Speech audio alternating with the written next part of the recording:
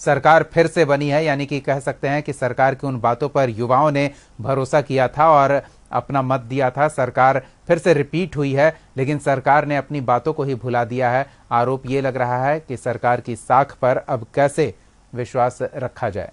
देखिए दीपक जी, सबसे पहले आपको नमस्कार। मैं दिलीप बाबू जैसे जितने भी शिक्षक हैं या शिक्षक नेता, छात्र नेता या छात्र हैं, उन सभी को कहना चाहता हूं कि बिहार सरकार शिक्षक नियुक्ति हो या अन्य सरकारी नौकरी की नियुक्ति का मामला हो, हर मामले में बेहद संजीदगी के साथ आगे बढ़ रही है।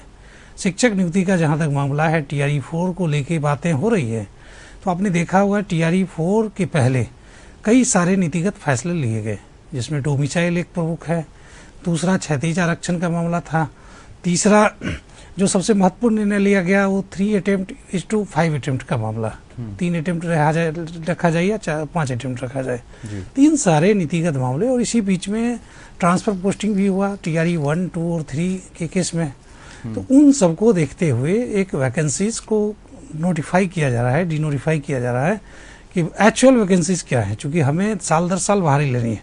और मैं फख्र के साथ कह सकता हूं कि बिहार का शिक्षा विभाग देश के सबसे अधिक शिक्षा बजट वाला विभाग है। हम संख्या नहीं, परसेंटेज की बात करेंगे, परसेंटेज, बजट का परसेंटेज।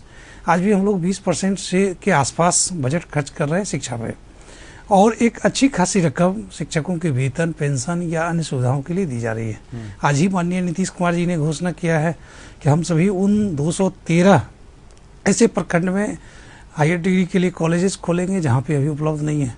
तो बिल्कुल यह सरकार शिक्षक, शिक्षा और छात्र के हित में लगातार काम कर रही है। घोषणा करने में तो सरकार कोई विलंब नहीं कर रही है, उस घोषणा को धरातल पर लागू किया जाए, इसको लेकर सवाल उठ रहा है ना। क्योंकि जो सोशल मीडिया पोस्ट है नीतीश कुमार का, उसमें साफ तौर पर उल्लेख किया गया है कि वर्ष 2005 में TRE 4 एवं वर्ष 2026 में TRE 5 का आयोजन किया जाएगा।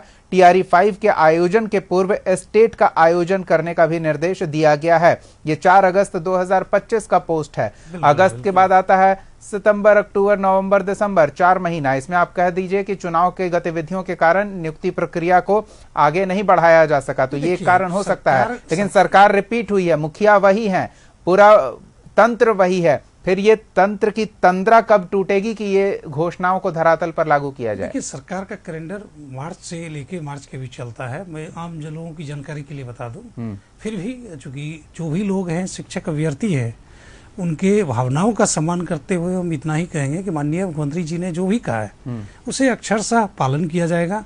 और हमारा ट्रैक रिकॉर्ड रहा है, देश में सबसे अधिक शिक्षकों ट्रैक रिकॉर्ड अच्छी बात है, लेकिन पालन किया जाएगा ये भरोसा दिलाइए ना आप। कैलेंडर का आपने जिक्र किया, ये कैलेंडर देखने के बाद ही सड़क पर उतरे हैं कि कैलेंडर में कोई संभावना ही नहीं दिख रही है, कोई शेड्यूल ही नहीं है। नहीं, ये कैलेंडर अंतिम नहीं होता है, क्योंकि जरूरत के हिसाब से कैलेंडर में बदलाव किए जाते रहे हैं।